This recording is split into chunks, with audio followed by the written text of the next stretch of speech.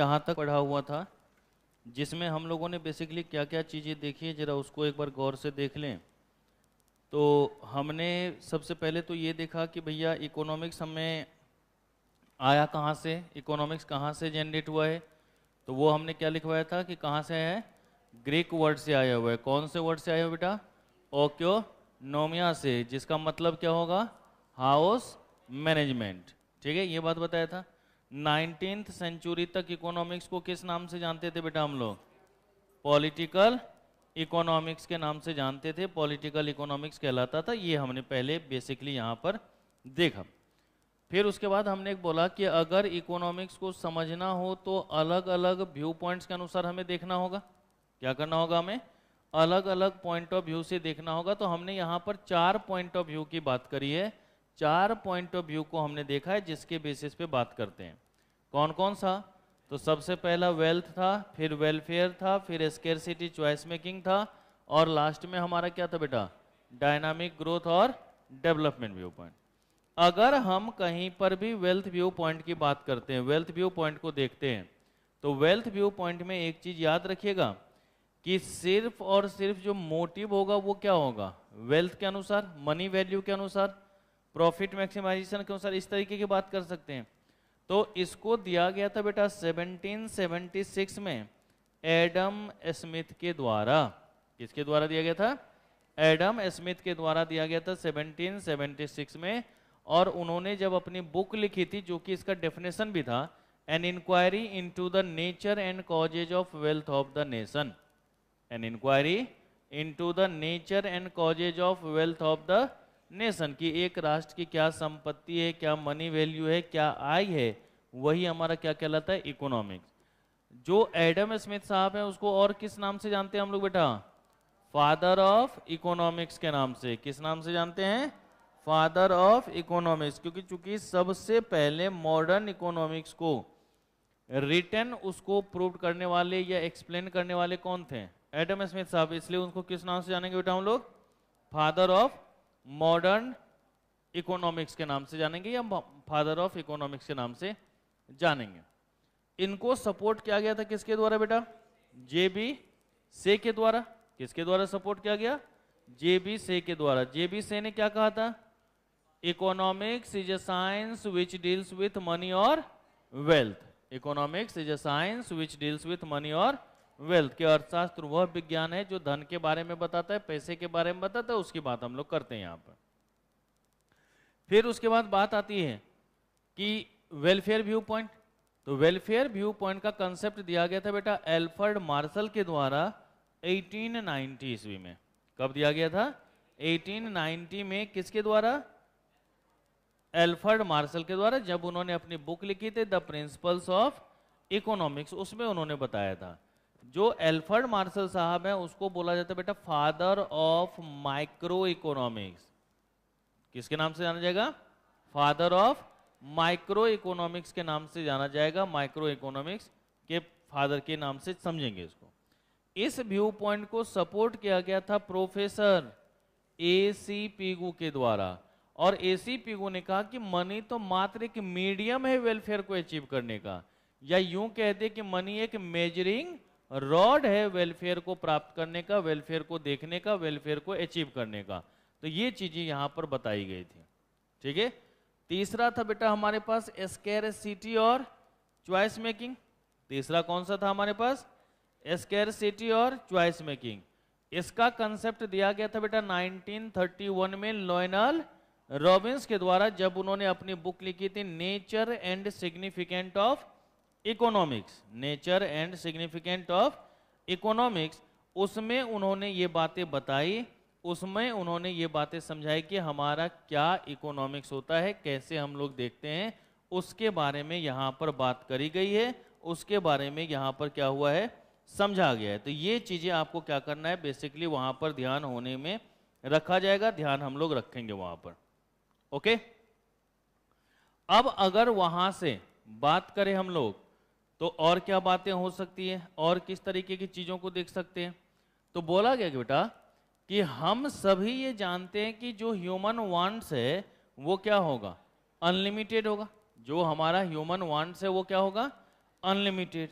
और जो रिसोर्सेज है वो रिसोर्सेज क्या होगा बेटा हमारा, लिमिटेड होगा।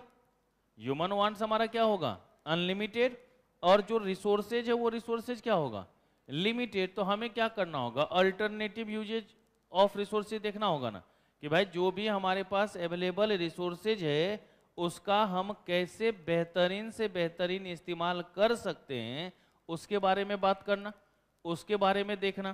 तो ये चीजें हमें बेसिकली यहाँ पर क्या करना होता है, देखने की आवश्यकता होती है, इसको समझने की जरूरत हमारे पास यहाँ पर होगी। तो ये बात हम लोग क्या कर रहे हैं, यहाँ पर देख रहे हैं। यहाँ तक हमने आपको पिछली क्लास में समझाया हुआ था। तो चलिए जरा अब इससे आगे की बात आज करें। फोर्थ पॉइंट आता है बेटा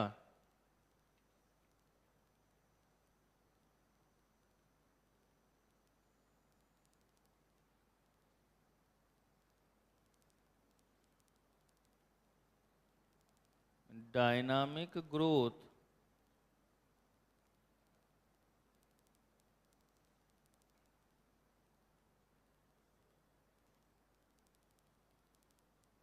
हाँ बेटा रिसोर्स लिमिटेड होता है। डायनामिक ग्रोथ बहुत सारे हैं लेकिन उसको देखना यहाँ पे नहीं है ना।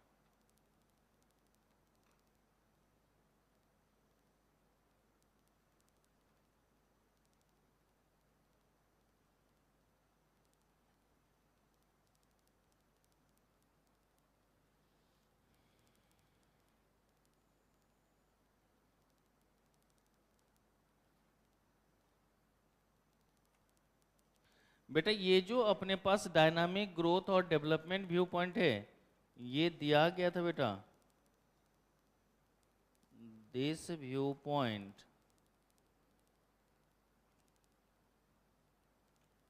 was given by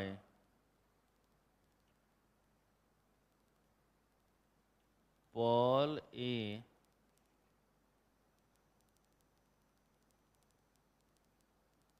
Samuelson. किसके द्वारा दिया गया था बेटा, पॉल ए सैमुअल्सन के द्वारा ये कंसेप्ट हमारा दिया गया था डायनामिक ग्रोथ और डेवलपमेंट व्यू पॉइंट का। कि अगर आपसे कोई भी ये पूछेगा कि बताओ डायनामिक ग्रोथ और डेवलपमेंट व्यू पॉइंट का कंसेप्ट किसने दिया, तो पॉल ए सैमुअल्सन ने। इन्होंने कहा how man and society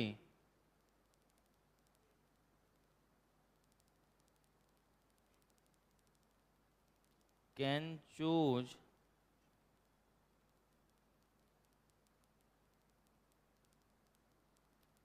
alternative from available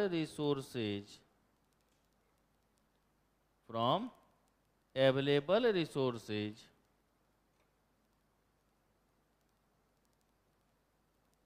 for his growth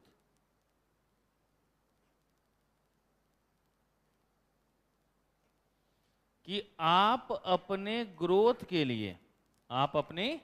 growth के लिए किस तरीके के अल्टरनेटिव यूज को करेंगे। जो भी आपके पास अवेलेबल रिसोर्सेज है उसका कैसे बेस्ट यूटिलाइजेशन करके हम ग्रोथ कर सकते हैं, इसके बारे में कौन बताया था बेटा, डायनामिक ग्रोथ और डेवलपमेंट व्यू पॉइंट कंसेप्ट ने बताया था। Dynamic growth development view point ने इसके बारे में बताया है कि भाई आपके पास जो भी अवेलेबल रिसोर्सेज है उसके माध्यम से आप देखो कैसे ग्रोथ कर सकते हो। क्योंकि हमेशा आपको क्या करना होगा, ग्रोथ के लिए सोचना होगा। आप सभी यहाँ पर बैठे थे, हम भी आए, हमने कुछ समय आपको क्या करा, ऐसे ही बैठा है कि चलो तब तक रिवीजन कर लो, कुछ बच्चों के पेपर हैं, कुछ नहीं आए तो फिर आराम से हम लोग स्टार्ट करेंगे। हमने डिले करा ये नहीं करा, या हम यहाँ पर क्या करते कि नहीं बेटा जाओ आज छुट्टी है, ऐसा तो नहीं करते ना, ऐसा तो नहीं कर सकते। तो अब देखिए जो भी अवेलेबल रिसोर्स था उसी में हमने देखा नहीं कि इसका बेस्ट यूटिलाइजेशन क्या हो सकता है। तो भाई आधे घंटे हमने डिले भी कर दिया ताकि जो बच्चे नहीं आए हैं उसका नुकसान भी ना हो, है ना, और आपका भी नुकसान ना हो, क्योंकि आप यहाँ पे पहुंच चुके हैं। तो दोनों काम हो गया कि उनको भी अब कम मेहनत करना पड़ेगा और आपको भी लगेगा चलो आए हैं तो कुछ तो पढ़ के ही हम जा रहे हैं। तो ये चीजें हमें यहाँ पर क्या करनी होती है, बेसिकली देखने की जरूरत होती है, इसको समझने की आवश्यकता होती है। ओके, तो ये चीजें हम लोग क्या करेंगे, यहां पर देखेंगे, इन चीजों को यहां पर समझेंगे, और इसी की बात यहां पर बेसिकली हम लोग देखते भी हैं और करते भी हैं। लेकिन बेटा बात यहां पर बनती नहीं है, यहां से काम होता नहीं है। कहता है क्यों भाई, ऐसा क्या है कि यहां से काम नहीं बनता? तो देखो, भले ही आज इसी मेथड को फॉलो किया जा रहा हो, कोई भी काम हमारा आजकल चल रहा है तो क्या हो रहा है, इसी के अनुसार चल रहा है, इसी के बेसिस पे हमारा चल रहा है, तो हमें देखना भी इसी को पड़ रहा है। लेकिन जब अगर हम इन चीजों को समझ के चलेंगे या इन चीजों को देख के चलेंगे तो और भी तो सारी टर्म्स आएंगे हमारे पास। भाई हमारे पास रिसोर्सेज की कमी है, काम बहुत सारा बाकी है, हम अल्टरनेटिव यूजेज को देख रहे हैं, इसका मतलब कहीं ना कहीं हमें डिसीजन मेकिंग की रिक्वायरमेंट होती है, कहीं ना कहीं पे क्या होगा, हमें डिसीजन मेकिंग की रिक्वायरमेंट होगी। फिर उसी तरीके से अगर हम इकोनॉमिक्स पढ़ रहे हैं तो उसके मेन फंडामेंटल्स क्या हैं, उसके बेसिक प्रिंसिपल्स क्या हैं, किन चीजों को हमें यहां पर फॉलो करना पड़ रहा है, ये भी सारी चीजें हमको क्या करना होगा बेटा, यहां पर देखने की जरूरत होगी या नहीं होगी, वो चीजें हमें यहां पर भी देखना होगा ना। तो अब हमें आगे चल के यही देखना पड़ेगा, फंडामेंटल्स ऑफ इकोनॉमिक्स। ठीक है, तो ये जो हमारे डायनामिक ग्रोथ है, इसके बाद एक और इकोनॉमिस्ट हमारे पास आ गए जिसका नाम था बेटा जेकब वीनर। सबसे अच्छा डेफिनेशन अगर देखा जाए तो इन्होंने ही दिया। कहता है एक बताओ, तुम हर जगह अपना दिमाग लगाते हो कि ये कर ले, ऐसे कर ले, इस तरीके से काम चल जाएगा, इस तरीके की बातें। कहते हैं हाँ ये बात तो है, ऐसे तो चलेगा। कहते मत दिमाग लगाओ, हम कोई रूल्स और रेगुलेशन बनाते हैं नहीं, गवर्नमेंट बनाती है, हम चुपचाप उसको फॉलो करते हैं। तो उसी तरीके से अगर इकोनॉमिक्स है तो हमें रूल्स एंड रेगुलेशन बनाने की जरूरत क्या है, हम तो सीधा बोलेंगे भैया देखो इकोनॉमिस्ट जो है उसने क्या बनाया है, हम चुपचाप उसको क्या कर लेंगे, फॉलो कर लेंगे। तो यहां पर वो यही बात बताता है कि economics is what, economics is what economist do. अर्थशास्त्र वही है जो अर्थशास्त्री करता है, अर्थशास्त्र वही है जो अर्थशास्त्री करता है।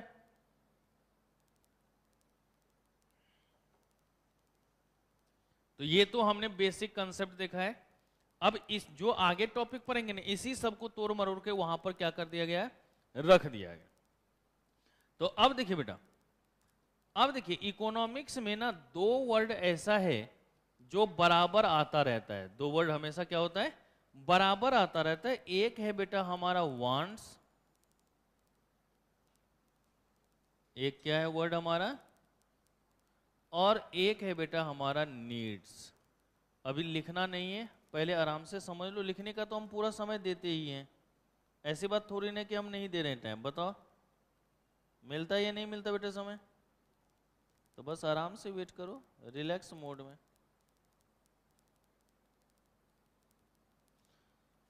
कि अगर कहीं पर भी हम वांट्स और नीड्स की बात कर रहे हैं तो वांट्स क्या होता है, कोई बता सकते हो, चाहत ना, और नीड्स क्या होता है, जरूरत। तो क्या होता है वांट्स और क्या होता है नीड्स, जरा इसके बारे में कोई भी बच्चा जिसको भी आता हो बता सकते हैं एक बार। ऑनलाइन वाले आप भी टाइप करके भेज सकते हैं बेटा।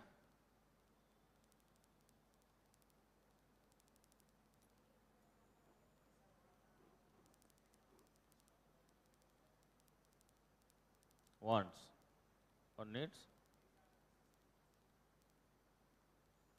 और बोलो। आपको ये मत बोलना सर एज इट इज, जो इसने बोला वही है, अपने नजरिए से बोलो कुछ भी।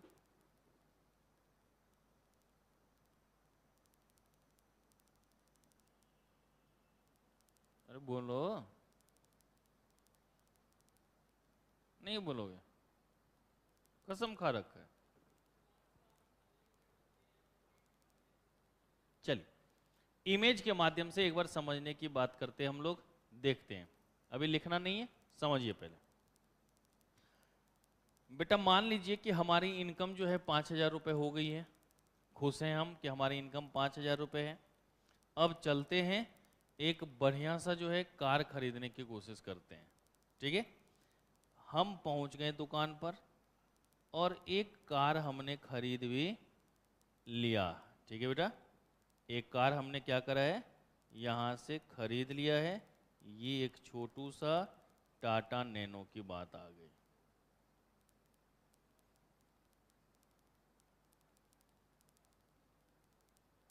अब तो लग रहा है ना डब्बा जैसा छोटू सा। तो हमने क्या करा बेटा, गए और वहां पर हमने टाटा नैनो खरीद लिया। कौन सी गाड़ी खरीद ली हमने, टाटा नैनो। लेकिन जब चूंकि पढ़ा रहे हैं तो बच्चे बोलते हैं अरे सर ये अच्छा नहीं लगता है, डब्बा लेके आ रहे हो आप। मैंने कहा अच्छा ये अच्छा नहीं लग रहा है, चलो आज हम दूसरा कार ही खरीदने के लिए जा रहे हैं।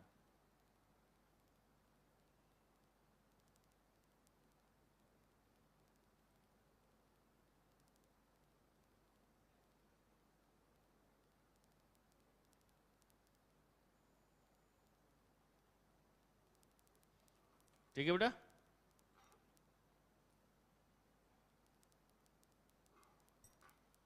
अब तो लंबा चौड़ा गाड़ी दिख गया थोड़ा सा, है ना।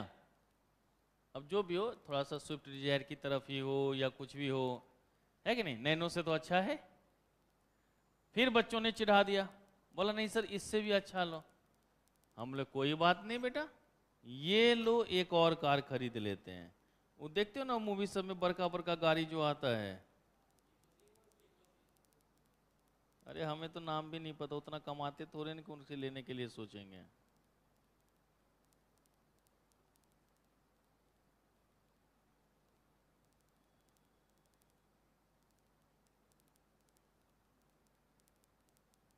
अब ठीक है,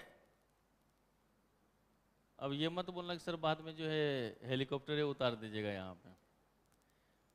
तो भैया पहले तो नैनो से काम चला, फिर थोड़ा सा हम इंक्रीज हुए, फिर थोड़ा सा इंक्रीज हुए। एक बताओ, हमें कहीं जाना है वही काम नैनो भी करेगा, वही काम हमारा डिजायर भी कर रहा है, और वही काम ये बड़का वाला गाड़ी कर रहा है, सबका काम एक ही है। तो अब ऐसा नहीं है कि अगर ये बड़ी वाली गाड़ी ना हो तो हमारी जिंदगी बेकार हो जाएगी, कि अब हम कैसे जिएंगे, है कि नहीं, कि गाड़ी के सामने खड़े हो जाएं और गाना गाना शुरू कर दे, अब तेरे बिन जी लेंगे हम, जहर जिंदगी का पी लेंगे। हो सकता है इस तरीके की बातें हो। तो देख रहे हो बेटा कि आप ये जो कर रहे हो ये आपकी इच्छा को दिखाता है कि और हो जाए और हो जाए और हो जाए। ऐसा नहीं है कि इसके बिना जिंदगी हमारी चल नहीं सकती। तो ऐसे कोई भी गुड्स और कॉमोडिटी जो हम एडिशनली चाहते हैं कि और हो जाए, हम चाहते हैं कि हमारे पास भी हो। हम बगल वाले को देख रहे हैं कि 3-3 बाइक लेके घूम रहा होता है, सब दिन अलग अलग, हमारे पास एक गो है, तो हम क्या चाहेंगे कि हमारे पास भी 2 गो हो, 3 गो हो, 4 गो हो। तो हम दूसरों को देख करके क्या चाहते हैं, और भी कुछ हो जाए। ये है हमारी बेटा वांट्स, ये क्या है हमारी वांट्स। लेकिन बेटा घर में चूल्हा ना जल रहा हो, खाना बनाने के लिए कुछ सामान नहीं है, जिंदगी चल जाएगी। तो आपने एक शब्द सुना होगा, रोटी कपड़ा और मकान। क्या है बेटा हमारे पास, रोटी कपड़ा और मकान। मतलब ये हमारे लिए नीड्स फॉर सर्वाइवल है या नहीं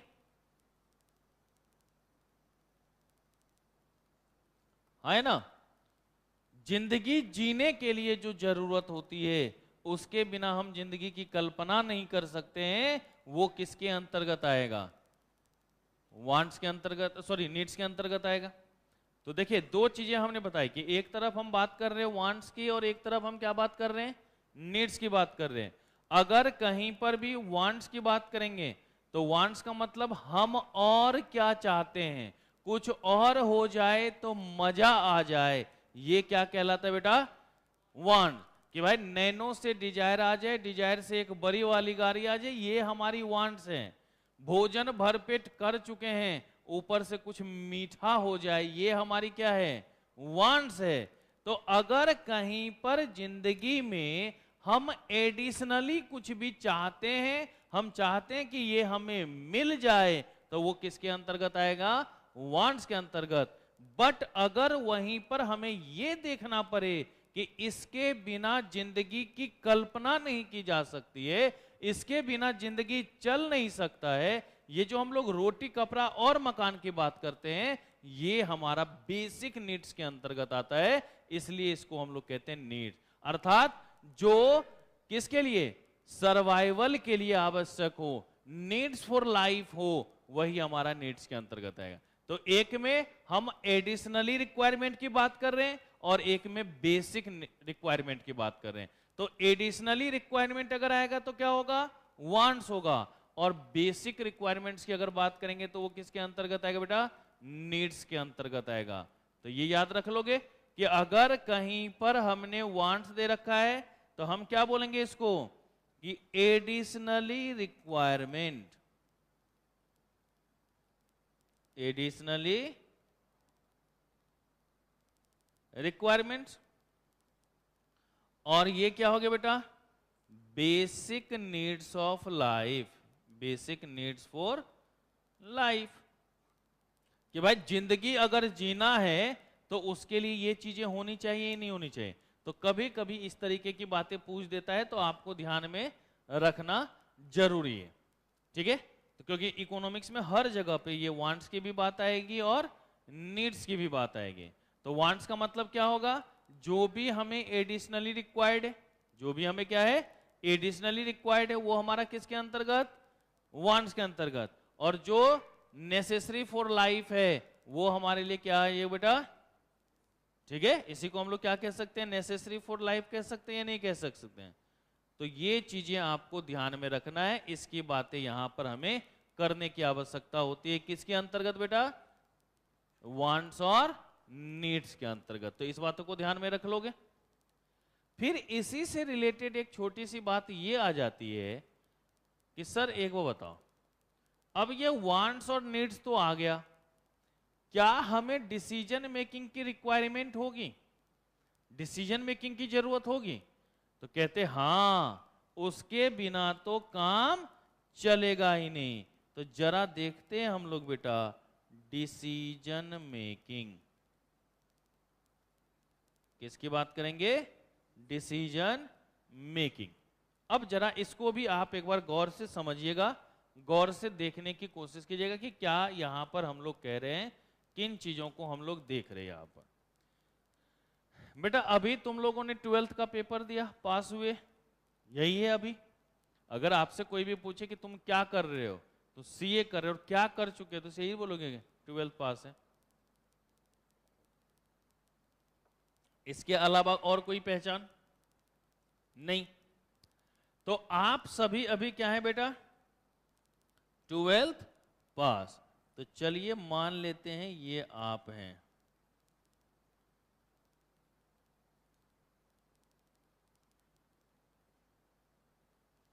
ठीक है, ये आपका चेहरा है, एकदम हंसता हुआ नूरानी चेहरा।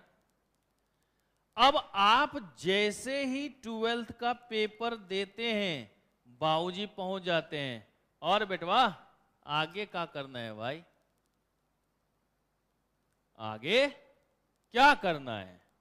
अब टेंशन, क्योंकि अभी तक तो हमने कुछ सोचा ही नहीं था। सोचे थे कि पापा ने शुरू में बोला था कि बेटा एक बार मैट्रिक कर लो, अर्थात 10th कर लो, फिर जिंदगी आराम से गुजरेगी। बट अब बाबूजी खुद ही पूछ रहे कि बेटा अब क्या करना है, जल्दी बताओ। तो दिक्कतें क्रिएट हो गई या नहीं होगी? तो अब उस केस में यहां पर आपके पास अलग अलग ऑप्शन है, अलग अलग ऑप्शन है कि भाई या तो हम सीए कर लें, सीएस कर लें, सीएमए कर लें, बीकॉम वगैरह कर ले, फलाना ढिमका एटसेट्रा कुछ ना कुछ। तो अब आपके पास क्या हो गया बेटा? बहुत सारे ऑप्शंस हो गए या नहीं हो गए? ये सारे क्या हो गए आपके?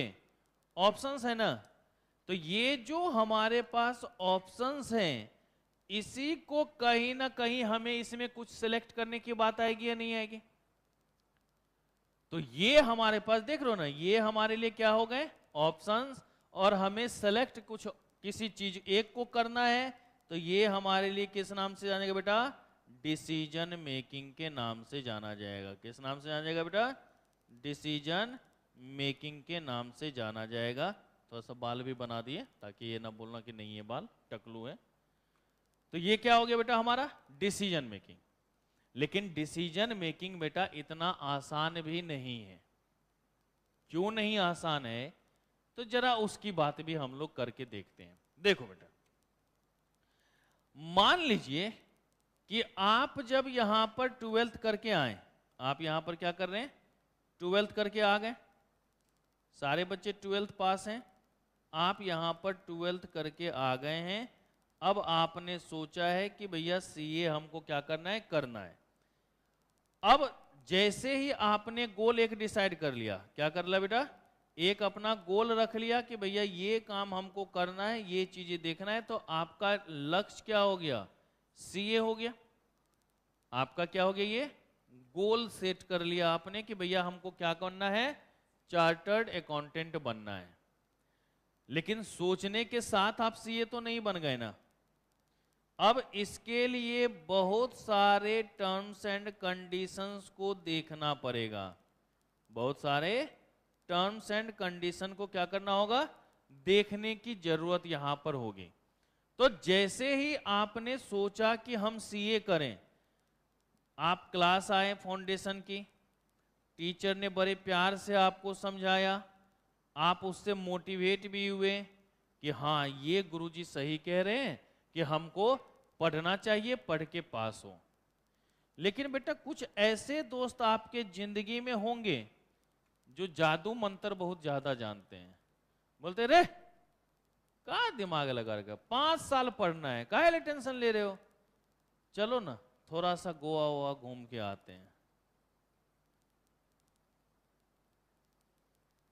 आपने डिसाइड क्या कर लिया बेटा? कि कहीं पर घूम के आया जाए। क्या कर लिया आपने डिसाइड? चलो कहां चले? चलो चले मितबा, गोवा वाली बीचों पे। एक डिसाइड कर लिया आपने। अब देख रहे हो, जैसे ही आप डाइवर्ट हुए, आपका गोल थोड़ा सा और प्रॉब्लम क्रिएट करेगा ही नहीं। जो गोल हमारा अचीव होना चाहिए था वो हमारा अचीव हो पाएगा क्या? नहीं हो पाएगा। आप फिर कुछ देर के बाद बोलते ना ना ना गलत करे गलत करे, वाह वापस आ वापस आ गए वापस। नहीं, अब जो है किसी की बात नहीं सुनना करना, सिर्फ अपने काम के ऊपर फोकस रखना है। और इस बार चाहे जिंदगी में कुछ भी हो जाए, एक बार में पास होकर के दिखाना है। आपका गोल आगे बढ़ना शुरू। तब तक किसी कारणवश आपकी जो आवश्यकता थी, पापा 2000 रुपए चाहिए था, काम था कुछ, जवाब अरे सुनो 50 रुपए दे देना इसको। मांगा कितना आपने? 2000। जरूरत कितनी है आपको? तो भैया यहां पर एक शब्द आता है, आवश्यकता ही आविष्कार की जननी है। भाई जरूरत है, मिल नहीं रहा, तो कुछ करना पड़ेगा। आपने सोचा चलो एक काम करते हैं, चलते हैं कहीं पर पार्ट टाइम जॉब कर लेते हैं। भाई बाबूजी पैसा दिए नहीं, जब अगर बाबूजी पैसा दिए नहीं तो काम तो हमें करना पड़ेगा, और काम करना पड़ेगा तो भैया उसके लिए क्या करना होगा? हमें माल चाहिए, तो भाई कमाल करना पड़ेगा, काम करना पड़ेगा। तो अब आपको क्या चाहिए? पैसा, अपना सपना, मनी मनी। देख रहे हो ना, नोट बना देते हैं यहां पर 100 रुपया का। इसी तरीके से और भी नोट छाएंगे। तो अपना सपना क्या है बेटा?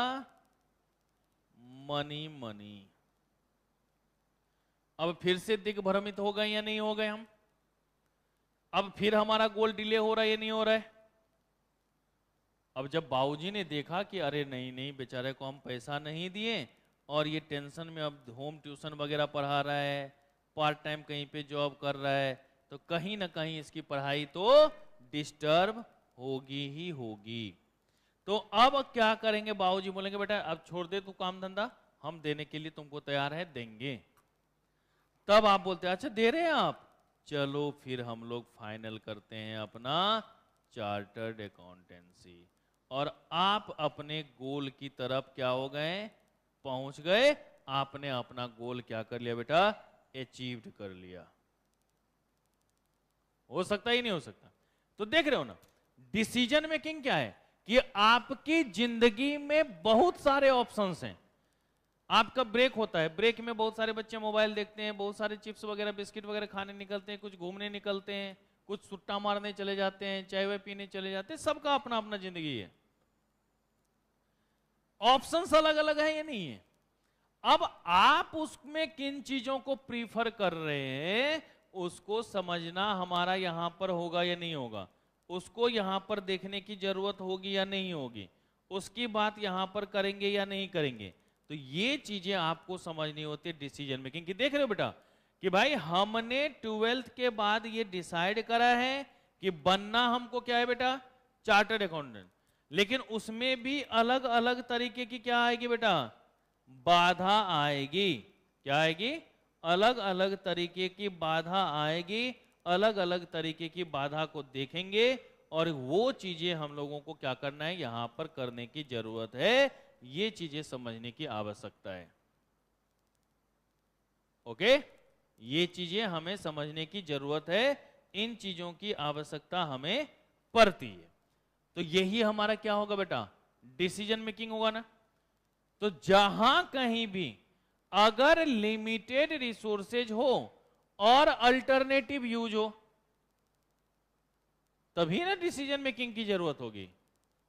लेकिन बेटा अगर आपके पास सिंगल हो कि बाबूजी आए बोले सुन टॉपर्स क्लासेज में एडमिशन करवा दिया है बेटा, जाके कल से फाउंडेशन की क्लास में बैठ जाना, कोई और ऑप्शन आपके पास, तो फिर आपसे पापा पूछेंगे बताओ बेटा तुम्हारा क्या डिसीजन है, आपने डिसीजन रहने कहां दिया। क्या यहां पर डिसीजन मेकिंग की बात होगी, नहीं, किसी भी तरीके की कोई डिसीजन मेकिंग की बात नहीं होगी। क्योंकि क्या, तो अगर कोई भी रिसोर्सेज का सिंगल यूज ही है तब डिसीजन मेकिंग की जरूरत नहीं है। लेकिन अगर बाय चांस ऐसा हो जाए अनलिमिटेड रिसोर्सेज हो, तब भी काहे का दिक्कत भाई। अंबानी जैसे लोग 1000 करोड़ प्री वेडिंग सेरेमनी में खर्च कर देते हैं, 1000 लोगों को करोड़पति बनाया जा सकता था। तो क्या उसको सोचने की जरूरत पड़ेगी कि कहां खर्च करें कितना। आप अगर 100 रुपए खर्च करेंगे तो सोचना पड़ेगा ये 100 रुपए करेंगे तो अगला दिन क्या होगा, उनको जरूरत है क्या। तो अगर रिसोर्सेज अनलिमिटेड हो तब भी कहीं पर कोई जरूरत नहीं पड़ेगी, आवश्यकता नहीं पड़ेगी। तो अगर डिसीजन मेकिंग है तो इसका कंक्लूजन हम लिख देते हैं कि कब डिसीजन मेकिंग करना पड़ेगा और कब डिसीजन मेकिंग की जरूरत नहीं होगी। तो वही चीजें हम लोग यहां पर देख लेते हैं कंक्लूजन के अंतर्गत। किसके अंतर्गत देख रहे बेटा, कंक्लूजन के अंतर्गत। कहता है अनलिमिटेड रिसोर्सेज क्या डिसीजन मेकिंग की जरूरत होगी,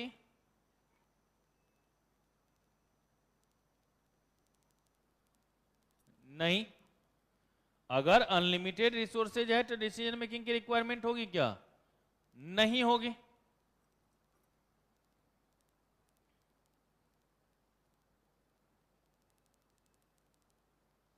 रिसोर्सेज है सिंगल यूज, क्या डिसीजन मेकिंग होगा या नहीं होगा। जब सिंगल यूज है तो आपका अधिकार कहां रहा कुछ सोचने का, भाई उसके अलावा कोई ऑप्शन ही नहीं है, तो सोचने की जरूरत है क्या? नहीं है। और तीसरा, limited resources plus alternative uses. क्या अब डिसीजन मेकिंग की रिक्वायरमेंट होगी?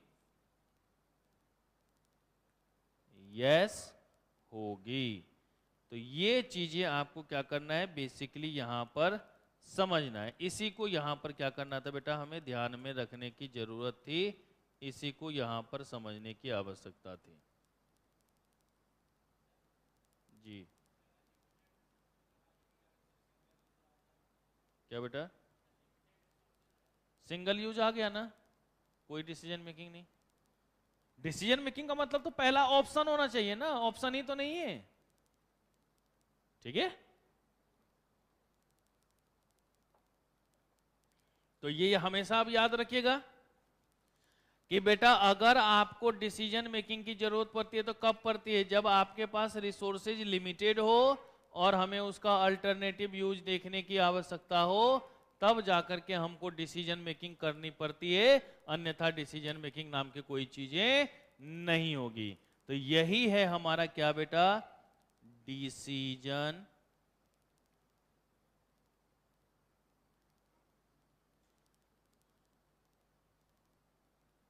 घर वाले बोलते हैं ना बेटा तुमको अपना निर्णय लेना है, हम कुछ नहीं बोलेंगे, तो ये निर्णय लेना है, यही तो हमारा क्या है बेटा, डिसीजन मेकिंग है।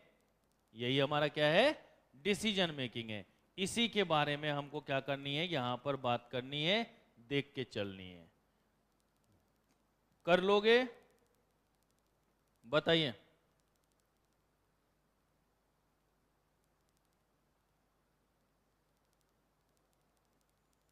कर लोगे?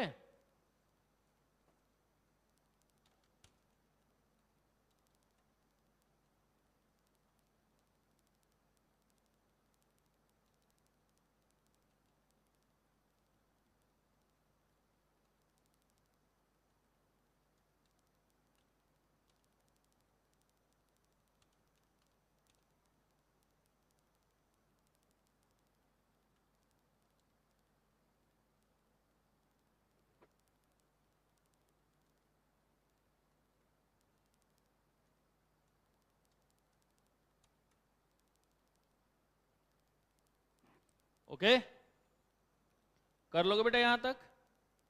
पर बात तो यहां भी नहीं बनेगी, बात यहां भी हमारी बननी तो है नहीं। तो चलिए जरा इससे आगे भी हम लोग बात करें। यहां तक नोट कर लिया? ऊपर वाला कुछ लिखना भी है बेटा, नेट्स वगैरह में लिखना है, ये लिख लो। ये भी लिखना है क्या? डायनामिक तो लिख लिया था ना, लिख लो।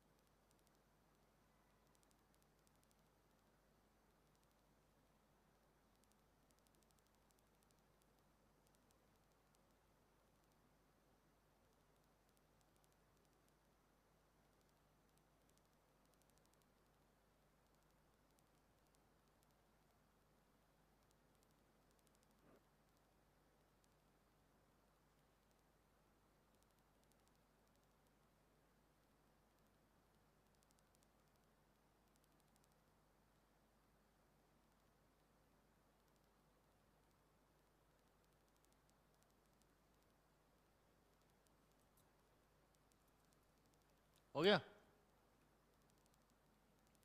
ये भी लिखना है बेटा, एक बगल लिखिएगा वांट्स, एक बगल लिखिएगा नीड्स।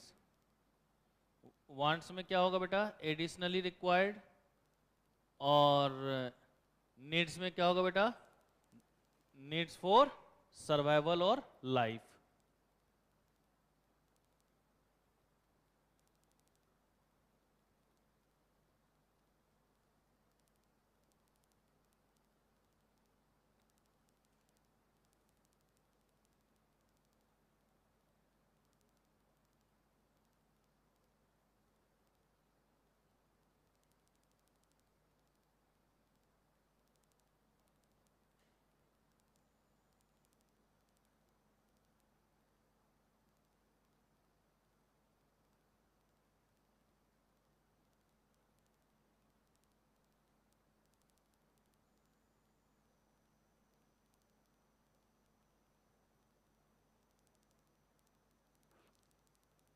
हो गया?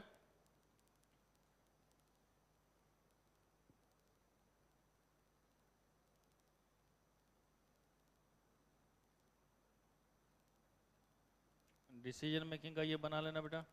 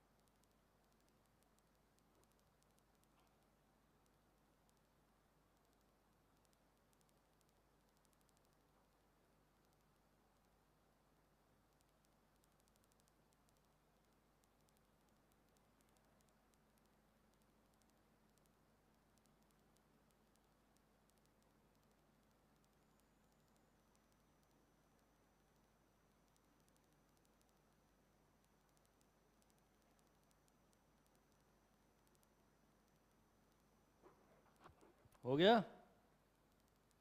अब लिखिए बेटा fundamentals of economics.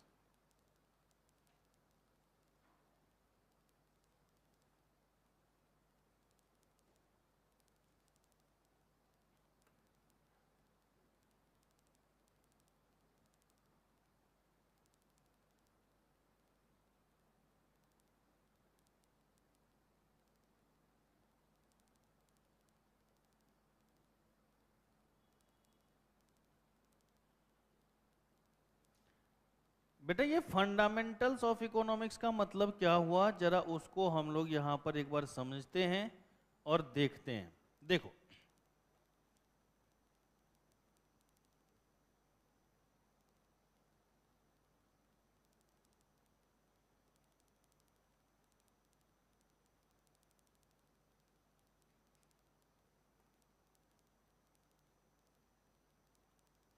Fundamentals of economics को देखते हैं। अब इसमें अगर हम लोग बात करें तो क्या क्या चीजें होंगी, तो देखो बेटा, सबसे पहली बात यह है कि जो भी हमारा इकोनॉमिक्स है वो हमें क्या बताता है कि human wants are unlimited but resources are limited और स्कार्स। कि जो ह्यूमन वांट्स है वो क्या होगा, अनलिमिटेड होगा। जो हमारा ह्यूमन वांट्स है वो क्या होगा, अनलिमिटेड होगा। और जो हमारे पास रिसोर्सेज है वो क्या होगा, लिमिटेड होगा और स्कार्स होगा, उसकी कमी होगी। तो हमें उस रिसोर्सेज का अल्टरनेटिव यूज देखना पड़ेगा, ये नहीं देखना पड़ेगा? उस रिसोर्सेज के अल्टरनेटिव यूज के बारे में बात करनी होगी या नहीं करनी होगी? तो करनी होगी, पहला। फिर उसके बाद हम ये देख सकते हैं कि उसकी प्रोडक्टिविटी को कैसे बढ़ाया जा सके, उसकी प्रोडक्टिविटी को कैसे बढ़ाया जा सकते। हम ये भी देख सकते हैं कि हम अपनी सोसाइटी में उस जो लिमिटेड गुड्स और सर्विस है उसको कैसे आपस में डिस्ट्रीब्यूट कर सकते हैं, इन सब की भी बात करनी होगी। तो मैं लिख लिख के पहले समझाता हूं, फिर बाद में आप लोग नोट करना। तो सबसे पहला इसमें अगर हम लोग बात करें, अगर सबसे पहला हम लोग क्या करते हैं, इसकी बात करते हैं, तो क्या होगा जरा उसको गौर से देखिएगा। तो लिखिएगा, अच्छा पहले तो मैं लिख देता हूं। First one, human beings have, साथ में लिख लो बेटा फिर समझा दूंगा। Human being have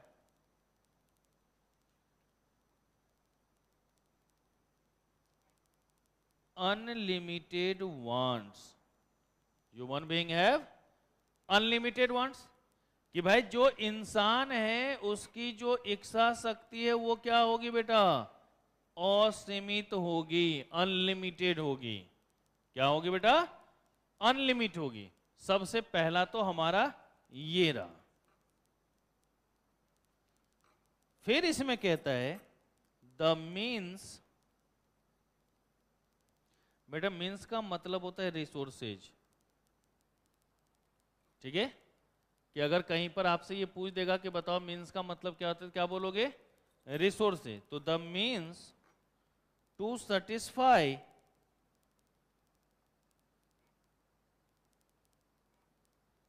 these wants are relatively scarce, relatively scarce. This scarcity is faced by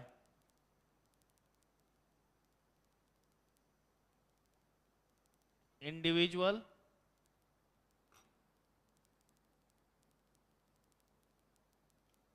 household,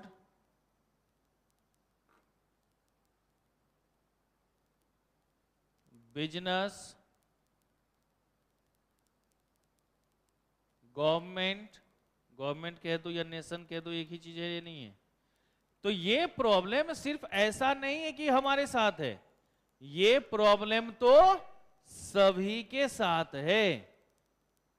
ठीक है बेटा, ये जो प्रॉब्लम है ये प्रॉब्लम क्या होगा, सभी के साथ होगा।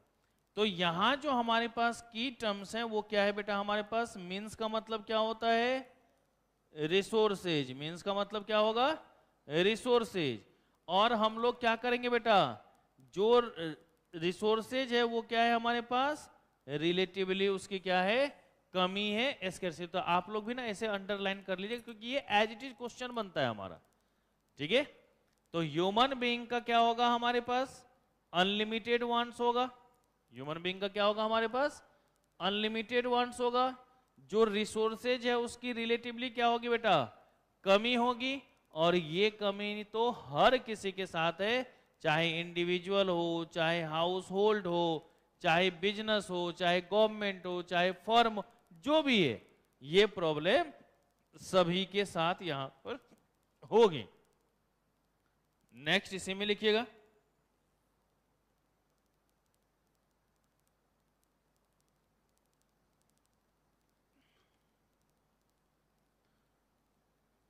Further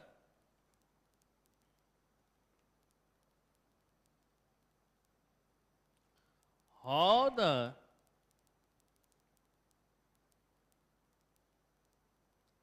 available resources shall be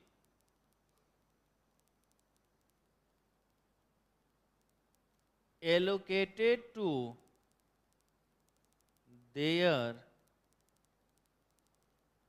highest value use। तो अब हमें क्या देखना पड़ेगा कि जो भी हमारे पास अवेलेबल रिसोर्सेज है, जो भी हमारे पास अवेलेबल रिसोर्सेज है, उस अवेलेबल रिसोर्सेज का कैसे हम बेहतरीन इस्तेमाल कर सके, कैसे हम उसका बेहतरीन इस्तेमाल करेंगे, वो चीज भी हमको कहां देखना पड़ेगा बेटा, इसी के अंतर्गत देखना होगा। नहीं, क्या यही सारी चीजें हम लोग स्कैर्सिटी और चॉइस मेकिंग में नहीं पढ़े थे बेटा, यही चीजें पढ़े थे या नहीं पढ़े थे, स्कैर्सिटी और चॉइस मेकिंग के अंतर्गत। तो ये भी बातें हमें करना पड़ेगा किसके अंतर्गत बेटा, फंडामेंटल्स ऑफ इकोनॉमिक्स के अंतर्गत। ठीक है,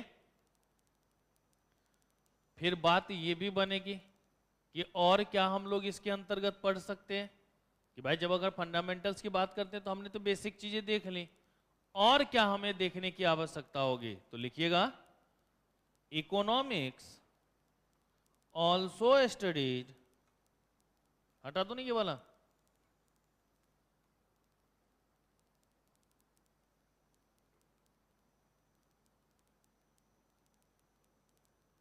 economics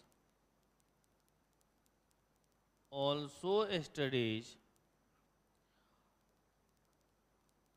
of how the individuals and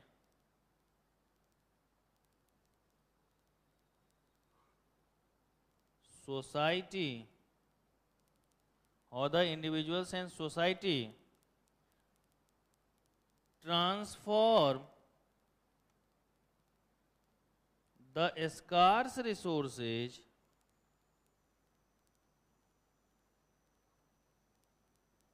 into goods and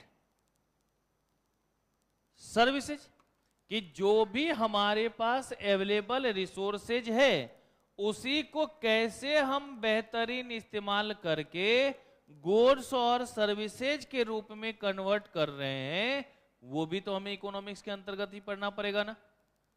ठीक है, तो अगर आपसे कोई भी ये पूछता है बताओ इकोनॉमिक्स में क्या पढ़ने की जरूरत होती है, तो क्या बोलेंगे बेटा कि जो भी हमारे पास स्कार्स रिसोर्सेज है उसको कैसे ट्रांसफॉर्म करके हम लोग गुड्स और सर्विसेज में कन्वर्ट करेंगे, यही चीजें हमें देखने की जरूरत पड़ती है नहीं पड़ती। ओके, फिर नेक्स्ट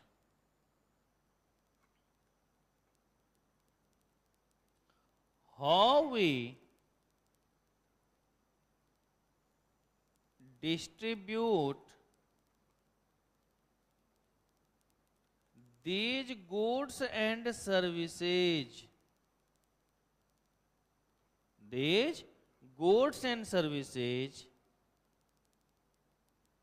among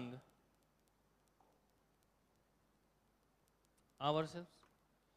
अब ये जो हमारे पास गुड्स और सर्विसेज है, ये जो हमारे पास गुड्स और सर्विसेज बना हुआ है उसको कैसे हम आपस में बंटवारा करें, कैसे उसको हम आपस में डिस्ट्रीब्यूट करें, उसके बारे में भी कौन बताएगा बेटा, इकोनॉमिक्स ही बताएगा, नहीं ये बताएगा कि भाई जो भी हमारे पास गुड्स है उसको कैसे डिस्ट्रीब्यूट करना है, ये काम भी कौन बताएगा बेटा, कि भाई आपस में हम इस गुड्स को कैसे बांटे, आपस में इसका कैसे निपटारा करें, ये काम भी हमें कौन बता देगा बेटा, इकोनॉमिक्स ही बता देगा। कि भाई जो भी हमारे पास अवेलेबल रिसोर्सेज है, जो भी हमारे पास अवेलेबल रिसोर्सेज की हम बात कर रहे हैं, वो अवेलेबल रिसोर्सेज को हम आपस में कैसे डिस्ट्रीब्यूट कर रहे हैं, उसकी बात भी हमें किसके अंतर्गत करनी होगी बेटा, इकोनॉमिक्स के अंतर्गत ही करने की जरूरत होगी। लिख लिया यहां तक। नेक्स्ट, समझ में आ भी रहा है या नहीं आ रहा है? ये सब ऑन एन एवरेज हम पीछे पढ़ चुके हैं ओरली, उसी को हम थोड़ा सा ज्यादा एक्सप्लेन करके लिख रहे हैं। स्कैरसिटी चॉइस मेकिंग का ही चीजें यहां पर आ रहा है, डायनामिक ग्रोथ और डेवलपमेंट, क्योंकि हम जब उसका बेस्ट यूटिलाइजेशन करेंगे तभी ना ग्रोथ के बारे में सोचेंगे, तो डायनामिक ग्रोथ को भी यहां पर इंक्लूड किया जा रहा है। रिश्ता वही सोच नहीं वाली बात है बेटा, ठीक है, वहां पर हमने आसान शब्दों में समझा दिया और यहां पर पूरे डिटेल्स में उन बातों को हम लोग रिप्रेजेंट कर रहे हैं। लिखिएगा बेटवा, प्रोसेस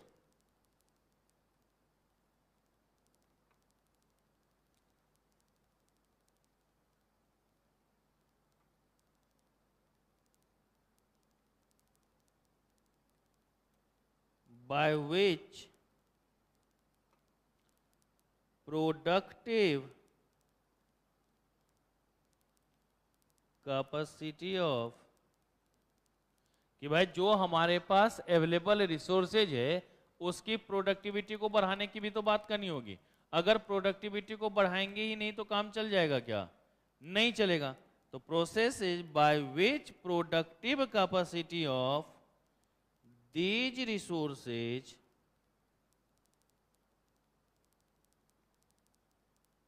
इज इंक्रीज्ड, कि कैसे उसकी प्रोडक्टिव कैपेसिटी को बढ़ाया जाएगा। जो भी उसकी प्रोडक्टिव कैपेसिटी है उसको कैसे बढ़ाने की बात करेंगे, वो भी हम लोग कहाँ देखेंगे बेटा? यहीं पर देखेंगे या नहीं देखेंगे? कि भाई जो भी हमारे पास गुड्स एंड सर्विसेज है, जो भी हम लोग गुड्स एंड सर्विसेज की बात कर रहे हैं, तो वो हमारा किसके अंतर्गत आएगा? इसी के अंतर्गत आएगा, ये नहीं आएगा? तो ये भी चीजें आपको क्या करनी है, यहां पर देखने की जरूरत पड़ेगी आपको। ओके। और सबसे लास्ट में अब लिख लीजिएगा बेटा,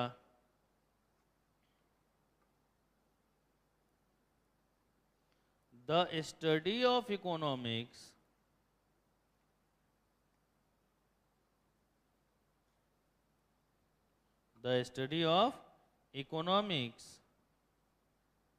cannot ensure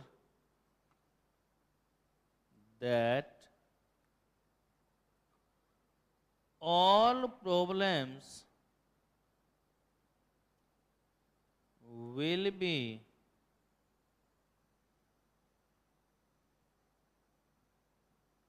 appropriately tackled,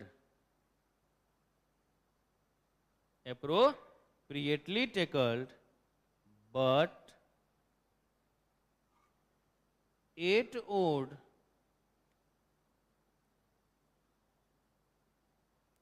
enable us to examine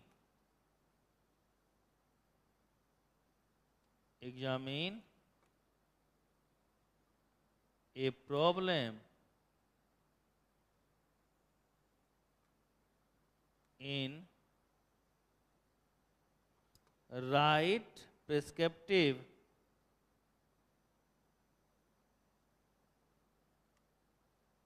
and to deal with the same, कि भाई इकोनॉमिक्स ये नहीं कहता है कि आप सारे ही चीजों की जितनी भी प्रॉब्लम्स है कि आप इकोनॉमिक्स पढ़ो और आपकी सारी प्रॉब्लम दूर हो जाए, ऐसी जरूरी नहीं है, ऐसा संभव नहीं है। लेकिन हम सही दिशा में उसका क्या कर सकते, कदम बढ़ा रहे हैं नहीं बढ़ा रहे, सही दिशा में आगे बढ़ रहे नहीं बढ़ रहे, ये तो इकोनॉमिक्स हमें जरूर बता देगा, ये नहीं बता देगा? ये हमें इकोनॉमिक्स जरूर बता देगा, ये नहीं बता देगा? तो वही चीजें आपको यहां पर ध्यान में रखना है कि भाई अगर कहीं पर भी हमें ये चीज देखना है, तो इकोनॉमिक्स आपको कभी ये नहीं कहता है कि हम तुम्हारा कैन नॉट इंश्योर, किसकी बात कर रहे हैं? कैन नॉट इंश्योर कि हम सारे ही प्रॉब्लम को क्या कर देंगे, अच्छे से सॉल्व कर देंगे, अच्छे से हैंडल कर लेंगे। लेकिन हमें ये पता करने में आसानी हो जाएगी कि क्या प्रॉब्लम है और किस दिशा में हमको वो काम करना पड़ेगा, उसकी बात हम लोग यहां पर कर सकते हैं। ठीक है, हम ये नहीं कह रहे हैं कि जो भी हमारी प्रॉब्लम है उन सभी को हम लोग 100% सॉल्व कर देंगे। जो भी हमारी प्रॉब्लम है जरूरी नहीं है उन सभी को हम लोग 100% सॉल्व कर देंगे, बट हम सही दिशा में कदम बढ़ा करके उसको हैंडल कर सकते हैं। ये बात आपको यहां पर बताई जाती है, ये बात यहां पर दिखाई जाती है। तो समझ जाओगे अब इकोनॉमिक्स में क्या क्या बातें हो रही थी बेटा। ये जो सारी चीजें हैं यही हमारा क्या है बेटा, फंडामेंटल्स ऑफ, बताइए, इकोनॉमिक्स। कि भाई जो रिसोर्सेज है वो क्या है, लिमिटेड। इंसान के वांट्स क्या हैं, तो हमें उस रिसोर्सेज का क्या करना होगा, अल्टरनेटिव यूज। अल्टरनेटिव यूज करेंगे तो हम उसका बेस्ट यूटिलाइजेशन करेंगे, हाईएस्ट वैल्यू यूज्ड की बात करेंगे हम लोग। फिर हम लोग देखेंगे कि इसका कैसे हम लोग गुड्स और सर्विसेज में कन्वर्ट कर सकते हैं, कैसे इसको हम लोग आपस में डिस्ट्रीब्यूट कर सकते हैं, उन सभी चीजों के बारे में बताएंगे। और फिर हम जाके बोलते हैं कि देखो सही सारी चीजों को तो सॉल्व नहीं किया जा सकता, बट हां सही दिशा में कदम बढ़ाने के लिए एक हमें क्लू जरूर यहां से मिल जाएगा, उसके बेसिस पर हम लोग यहां आगे बात कर सकते हैं। तो ये था हमारा बेटा फंडामेंटल्स ऑफ इकोनॉमिक्स। हाँ बोला।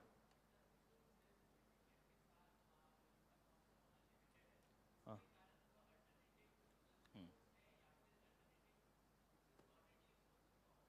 नहीं, हमारी वांट्स अनलिमिटेड होती है और चूंकि रिसोर्सेज कम है, इसलिए हमको अल्टरनेटिव। एक बार बताना, अगर हमको जरूरत ही नहीं होगा तो हम अल्टरनेटिव ढूंढते काहे फिर? तो पहले तो हमें जरूरत है, फिर हमने देखा कि भाई ये चीज अवेलेबल है या नहीं है तो कितना है।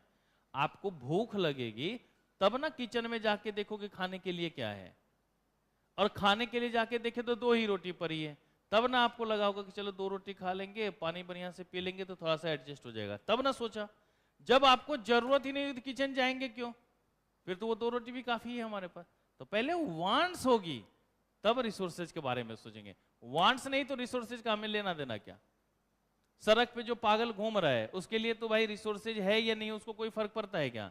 लेकिन आप शाम होते ही नहीं अब घर चलना पड़ेगा, भोजन वोजन करके पढ़ाई करनी है, फिर सोना भी है, सोचने लगते हैं या नहीं लगते हैं? तो पहले वांट्स हो तब ना रिसोर्सेज का इस्तेमाल करेंगे। ठीक है, तो ये चीजें आपको ध्यान में रखना है। कर लेंगे यहां तक। अब जरा 2-4 लाइन डिसीजन मेकिंग के लिए भी लिखवा देते, क्योंकि एक एक शब्द से तो काम चलेगा नहीं। बेसिकली जो कंसेप्ट आना था, जो क्वेश्चन में पूछना था, वो हमने कंक्लूजन समझाने के बाद कंक्लूजन लिख दिया था। अब ये डिसीजन मेकिंग है क्या, उसके बारे में भी बात कर ले थोड़ा सा। तो चलिए हेडिंग दे दीजिए डिसीजन मेकिंग। समझ में आ रहा है ना बेटा?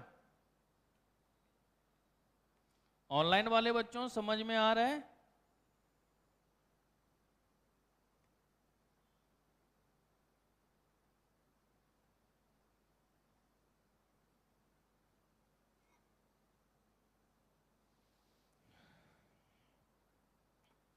तो कहता है decision making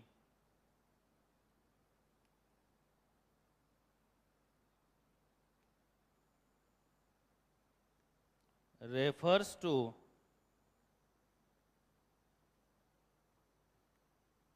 process of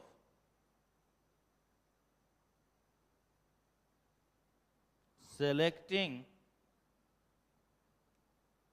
an appropriate alternative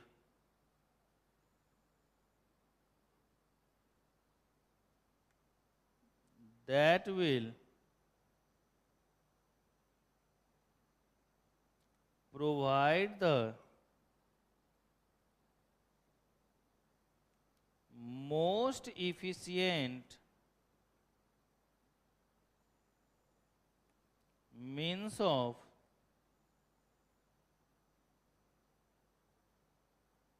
attaining a desired end from 2 or more alternative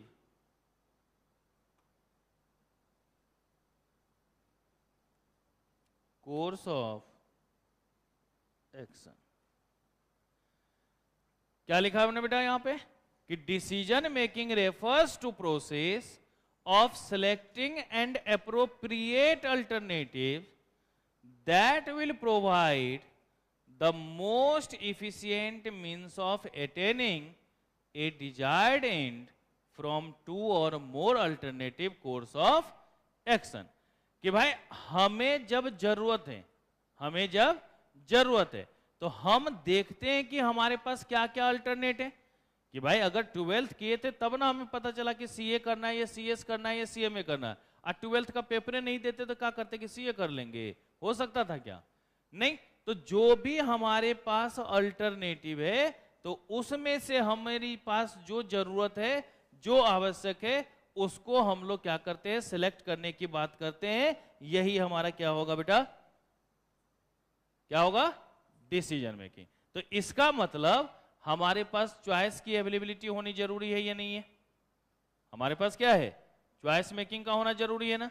तो चलिए जरा उसकी भी बात कर लेते हैं नीचे हम लोग। 10 decision making arises only if there is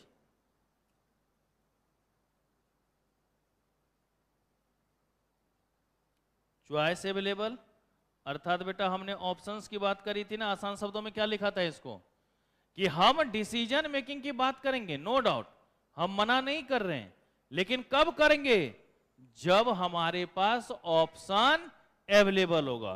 जब हमारे पास क्या होगा बेटा, ऑप्शन अवेलेबल होगा, तब जाकर के हम लोग डिसीजन मेकिंग की बातें कर लेंगे। तो बेटा इसमें भी कुछ कीवर्ड्स हैं जिसको हमें हाईलाइट करने की जरूरत है। देखो क्या लिखा हमने कि decision making refers to process of selecting, क्या करना पड़ेगा हमें, सिलेक्टिंग, किसको, एप्रोप्रिएट अल्टरनेटिव को, किसको करना पड़ेगा सिलेक्ट बेटा, एप्रोप्रिएट अल्टरनेटिव को, ताकि हम अपनी सेटिस्फेक्शन को पूरा कर सके, खत्म कर सके।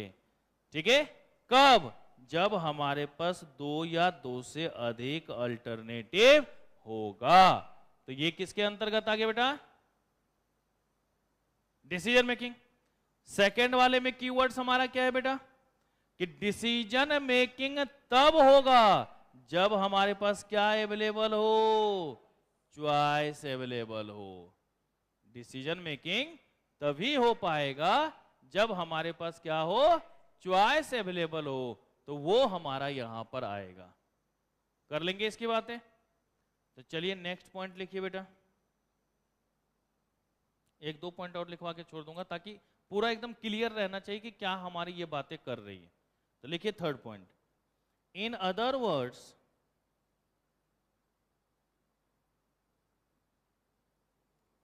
in other words the question of choice arises because our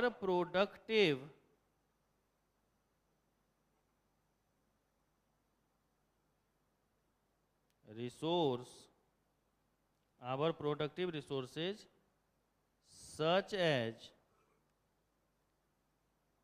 land, labor, capital and entrepreneurship, इसको हम लोग मैनेजमेंट बोल सकते हैं या नहीं बोल सकते बेटा, एंटरप्रेन्योरशिप को मैनेजमेंट बोल सकते हैं ना। तो management are limited and can be employed in alternative. कि भाई ये जो हम लोग देख रहे हैं कि चॉइस वाली बात अवेलेबल हो रही है, चॉइस वाले क्वेश्चंस हमारे पास आ रही है, ये इसलिए हो रहा है कि जो भी हमारे पास प्रोडक्टिव क्या है, रिसोर्सेज है, प्रोडक्टिव रिसोर्सेज बेटा, फैक्टर ऑफ प्रोडक्शन ही तो हमारा प्रोडक्टिव क्या है, रिसोर्सेज है। और फैक्टर ऑफ प्रोडक्शन कौन कौन से होते हैं, लैंड, लेबर, कैपिटल और एंटरप्रेन्योरशिप। एंटरप्रेन्योरशिप को ही हम लोग क्या किस नाम से जानते हैं बेटा, मैनेजमेंट के नाम से। एंटरप्रेन्योरशिप को ही किस नाम से जानेंगे, मैनेजमेंट का नाम। तो ये जो हमारे पास चीजें हैं, इसको कैसे हम इस्तेमाल करें, कैसे इसका अल्टरनेटिव यूज करें, ये चीज भी हमारा कौन बताएगा बेटा, डिसीजन मेकिंग। तो अगर कोई भी पूछे कि बताओ कि भाई ये क्वेश्चन आखिर एराइज ही क्यों हुआ, ये क्वेश्चन हमारा एराइज ही क्यों हुआ कि हमें चॉइस मेकिंग जरूरत होती है, चॉइस मेकिंग की आवश्यकता है, तो क्या कहेंगे बेटा, कि जो हमारे पास प्रोडक्टिव रिसोर्सेज है वो क्या है, लिमिटेड है। जो हमारे पास प्रोडक्टिव रिसोर्सेज है वो क्या हो जाएगा, लिमिटेड। मैं ये कीवर्ड्स भी इसीलिए लिखवा रहा हूं ताकि वो डायरेक्ट ऑब्जेक्टिव आप सॉल्व कर सकते हैं। भाई एक बात बताइए, क्वेश्चन ने आपसे पूछा कि बताओ भाई हम अगर ये बात कर रहे हैं कि चॉइस एराइज हो रहा है तो क्यों हो रहा है, तो क्या बोलेंगे, स्कैरसिटी ऑफ प्रोडक्टिव रिसोर्सेज। अच्छा, स्कैरसिटी ऑफ प्रोडक्टिव क्या होता है, प्रोडक्टिव रिसोर्सेज तो लैंड, लेबर, कैपिटल और एंटरप्रेन्योरशिप। ओके, यहां तक किसी बच्चे को कोई दिक्कत, बोलिए नेक्स्ट जी।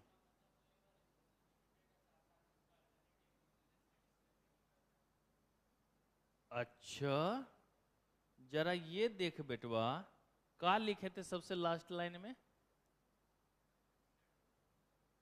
आया ना दोनों चीज? जब तक दोनों नहीं होगा तो फिर डिसीजन। मैंने कंक्लूजन ऊपर लिखवा दिया था, एक्सप्लेन नीचे कर रहा हूं। मैंने कंक्लूजन बता दिया था ना कि क्यों होगा। दोनों चीजों के बिना कोई काम चलेगा क्या? नहीं चलेगा। दोनों चीजों का होना यहां पर जरूरी है, उसी को यहां पर एक्सप्लेन किया है हमने। ओके। अब रिसोर्सेज लिमिटेड हो बट हमें यूज ही नहीं होगा तो फिर उसका फिर हमें क्या देखना भाई कि स्कैरसिटी है या नहीं है, कमी है या नहीं है, या हमें कुछ सोचने की जरूरत है? हम क्यों सोचेंगे? फिर जिसको जरूरत है वो सोचे, हम क्यों सोचेंगे?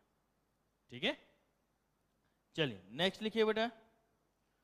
Decision making is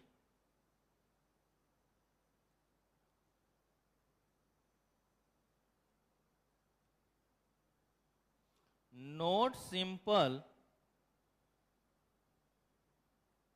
and straightforward.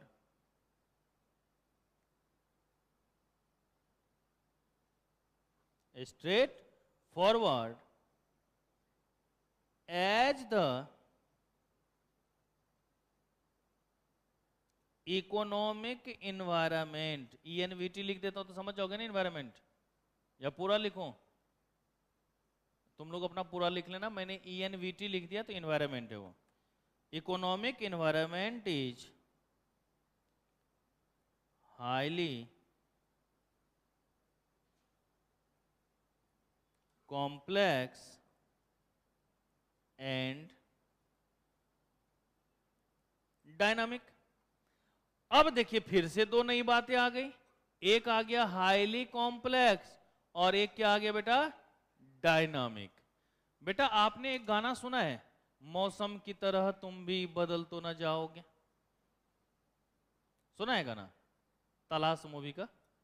नहीं सॉरी उसका है ना, हाँ तलाश का ही तो है, करीना कपूर अक्षय कुमार। बहुत पहले किया, आप लोग नन्हे मुन्ने से होंगे उस टाइम। तो ये जो गाना है मौसम की तरह तुम भी बदल तो न जाएगा, इसका मतलब हमेशा मौसम चेंज हो रहा है ना। हमारे साथ काम करने का तरीका भी इसी तरीके से बदलता जा रहा है। पहले हम लोग आराम से बोर्ड पे जाकर के ना बेटा मार्कर से लिखते थे, उससे पहले भी तो चौक से लिखते थे। आप लोग स्कूल में देखे होंगे श्यामपट होगा, श्यामपट का मतलब होता है ब्लैक बोर्ड, श्याम का मतलब काला, हमरे जैसा। तो ब्लैक बोर्ड की बात करते हैं, उस पर व्हाइट मार्कर से लिखते थे। व्हाइट मार्कर से इसलिए क्योंकि काला पे तो उजला ही तो दिखेगा। जैसे हम लोग भी कभी कभी क्या करते हैं, पाउडर वाउडर मुंह पे लेपते हैं ना, आप लोग भी लगाते होगे एकदम दे के घस के पूरा एकदम बढ़िया से ताकि चमकदार लगे। हम नहीं लगाते क्योंकि उसके साथ अलग पंगा हो जाता है। एक बार गर्मी ज्यादा लग रही थी तो हमने पूरे एकदम देवे पे जो है पूरा मल लिया था नाइसिल पाउडर, वाइफ हंसने लगी। बोले हंस क्यों रहे? बोले एकदम लग रहे हो कि जैसे जामुन पे ना नमक छिड़का हुआ। तो भैया अब जब ऐसी बेइज्जती घर में हो तो बाहर निकल लगा के कैसे निकले? है कि नहीं? गलत बात नहीं है ये। तो अब उस चक्कर में क्या करना होगा? कुछ ना कुछ भाई व्यवस्था तो करना पड़ेगा। तो कूलर की या एसी की आवश्यकता पड़ जाती है तो आदमी काम क्या करता है? चला लेता है। अब पहले के जमाने में कहाँ कूलर था भाई, कहाँ एसी था? उस टाइम में तो वो पंखा और बियोनी चलता था। यही चलता है ना एकदम देख के, हाँ। लाइट जाने के बाद सबसे ज्यादा उसी का यूज होता है अभी भी। गांव घर में तो गमछा भी चलता है, मच्छर काटा था ये नहीं होता, उसका भी यूज होता है। तो चूंकि क्या हो रहा है कि जो इन्वायरमेंट में बदलाव है वो बहुत ही तेजी से हो रहा है, नहीं हो रहा, डिफरेंट डिफरेंट बदलाव हो रहा है, अलग अलग चेंजेज हो रहा है। तो ये जो हमारा अलग अलग बदलाव हो रहा है, ये जो हमारा अलग अलग चेंज हो रहा है, अब उसको तो फॉलो करना पड़ेगा ना। तो पहले जो हमने बोला ब्लैक बोर्ड होता था तो हमें उस पर पढ़ाना होता था, फिर व्हाइट बोर्ड आ गया, उस पर ब्लैक मार्कर से लिखने लगे, फिर उसके बाद धीरे धीरे क्या हो गया, ये पैनल आ गया। अब जब पीछे मुड़ के लिख रहे होते तो बच्चे पीछे से ऐसे कर रहे, जहाज बना के फेंक रहे हो, है कि नहीं, या फिर एकदम लेके मारे मास्टर को पत्थर जिससे भी नुकसान हो। चलता था या नहीं चलता था? तो हमें अपने आप को अपडेट करना पड़ रहा है या नहीं करना पड़ रहा है? तो ये हम सभी जानते हैं कि चूंकि इकोनॉमिक एनवायरनमेंट में बहुत ज्यादा बदलाव हो रहा है तो हमें डिसीजन मेकिंग लेना पड़ेगा। आजकल देखते हैं ना ऑनलाइन का जमाना हो गया ही नहीं हो गया। अगर कोई इसमें ऑनलाइन के सिस्टम में अपने आप को ना ढाले तो फिर दिक्कत क्रिएट होगी या नहीं होगी, दिक्कतें आएंगी या नहीं आएंगी। तो वो चीजें भी आपको यहां पर देखने की जरूरत होती है, इसको हम लोग समझते हैं। और सबसे लास्ट लाइन अब लिख करके इसको खत्म करते हैं। लिखिएगा बेटवा,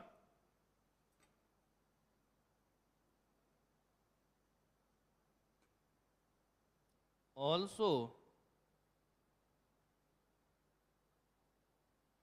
because decisions are to be taken under conditions of imperfect knowledge and uncertainty. भाई हम सभी जानते हैं, क्या किसी के पास परफेक्ट नॉलेज की बात होती है क्या? नहीं होती। और परफेक्ट नॉलेज होता है फिर डिसीजन मेकिंग काहे का? आपको तो सब कुछ पता है, आप तो भगवान हो, तो फिर बदलाव काहे, फिर सोचने की आवश्यकता क्यों? तो हम क्या कहते हैं कि भैया देखो, जिंदगी में कब क्या हो जाए वो किसी ने नहीं देखा। कहते हैं ना, कल क्या होगा कोई नहीं जानता। तभी तो कहते हैं ना, कल करे सो आज कर, आज करे सो अब, पल में परलय होएगी बहुरी करोगे कब। लेकिन आजकल के बच्चे थोड़ा सा एडवांस होते हैं, बोलते सर हम डिसीजन मेकिंग पे भरोसा नहीं करते क्योंकि हमारी यहाँ लंबी उम्र है, तो इसलिए हम फॉलो करेंगे आज करे सो कल कर, कल करे सो परसों, इतनी जल्दी क्यों है भाई, जीना है अभी बरसों। तो वहां पर डिसीजन मेकिंग की जरूरत नहीं होगी। लेकिन जहां पर अनसर्टेनिटी है, जहां पर रिस्ट्रिक्शन है, जहां पर इंपरफेक्ट नॉलेज है, वहां तो जरूरत होगी ना, है ना। तो इसलिए वहां पर डिसीजन मेकिंग की आवश्यकता होती है। ठीक है, तो डिसीजन मेकिंग क्यों करते हैं अब समझ में आ गया अच्छे से, पक्की वाली बात। ये सारी चीजें हमारी बेसिक फंडामेंटल्स के अंतर्गत आते हैं। ठीक है, तो लाइफ में हर किसी के लिए, हर किसी को डिसीजन मेकिंग करना जरूरी होता है, करना पड़ता है, क्योंकि इम्परफेक्ट नॉलेज भी है और हमारे पास अनसर्टेनिटी भी होती है। देखते हो ना आजकल लोग नाचते नाचते लुढ़क लेते हैं, काम छूट गया पीछे। डिसीजन मेकिंग क्या होता, तो हम बोलते हैं ना कि पेंडिंग ना रखो, ड्यू ना रखो, काम निपटाते चलो। तो ये सारी चीजें हो सकती है, प्रॉब्लम्स तो हमेशा सबों के साथ है, बस नजरिए की बात है कि नहीं। तो चलिए इन चीजों को ध्यान में रखेंगे। फिर इससे आगे जो हम अगली क्लास में आएंगे तो उसमें क्या क्या पढ़ना है अब हमें देखिएगा जरा, कि भाई कुछ टॉपिक्स को तो और देखना है इसमें। अब जो इसमें रिमेनिंग टॉपिक्स हैं वो भी मैं लिख देता हूं, रिमेनिंग टॉपिक्स।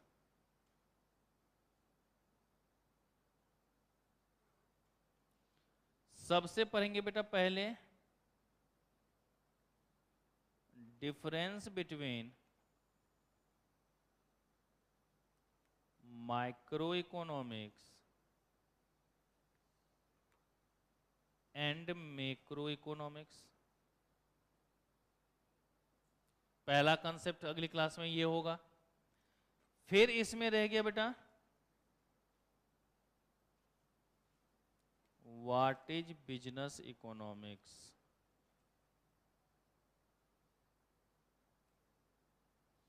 क्योंकि अभी तक तो हमने सिर्फ इकोनॉमिक्स इकोनॉमिक्स शब्द जोड़ा है, बिजनेस इकोनॉमिक्स की तो बात ही नहीं करें, तो उसकी भी बात करेंगे हम लोग। फिर उसके बाद बात करेंगे बेटा नेचर ऑफ बिजनेस इकोनॉमिक्स।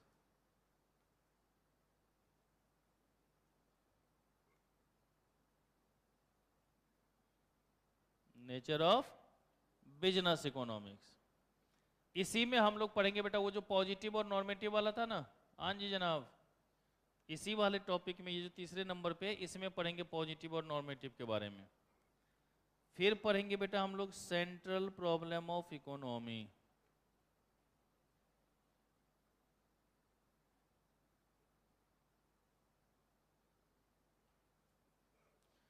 फिर पढ़ेंगे बेटा types of economy,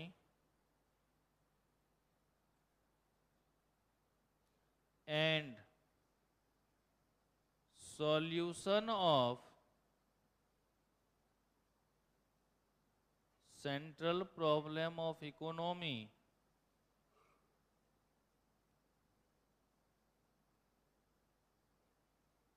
under capitalist market, under capitalist market. और सबसे लास्ट में स्कोप ऑफ बिजनेस इकोनॉमिक्स। इतना जैसे ही पढ़ लेंगे हमारा पूरा चैप्टर संपन्न हो जाएगा। ठीक है, इतने ही टॉपिक आपको करना है, बाकी जो भी है ना बेटा वो सब मोह माया है। जो भी है आपके पास वो सब क्या है, मोह माया है। उससे बारे में अब ज्यादा ध्यान रखने की जरूरत नहीं है। तो अभी जितना लिखाया है ना सिर्फ उतने को रीड एक बार आराम से कर लीजिएगा। फिर अगली क्लास में आएंगे तो डिफरेंस बिटवीन माइक्रो और मैक्रो कर लेंगे, और कम से कम व्हाट इज बिजनेस इकोनॉमिक्स है ये देख लेंगे, और थोड़े से नेचर्स के बारे में पढ़ लेंगे।